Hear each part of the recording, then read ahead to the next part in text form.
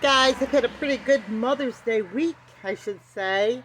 Probably not going to see my mother, or no one's going to come see me on Mother's Day, but that's just how it is sometimes, just with schedules and everything. But my mother actually gave me a few gifts. She gave me this necklace. Her favorite flower is a tulip, and this other one, and some other jewelry, which I'll show another day, and a little purse thing.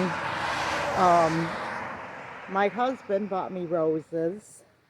Aren't they pretty? Which we put outside because we're going to try to propagate them. We've been talking about it for a while, so that was really sweet. That was a total surprise. And of course, he did these flowers in front of the house too for me for Mother's Day. And then my son knows that I like plants and flowers. And so he gave me a nice big basket of flowers. And I don't know if you can see them in there, but they're the purple ones. And they're a mum. And I separated them, and they're going to grow in the wheelbarrow. So I had a pretty good Mother's Day. And now I'm beat tired. I went to see my mom today. And I'm going to take a nap.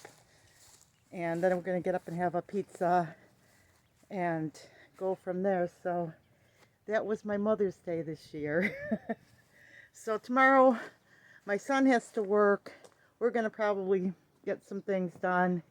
And that's what's going on here at the Popple Backyard Farm. So I hope you guys all have a nice Mother's Day and enjoy the day. And remember, big or small, you too can be a backyard farm. God bless.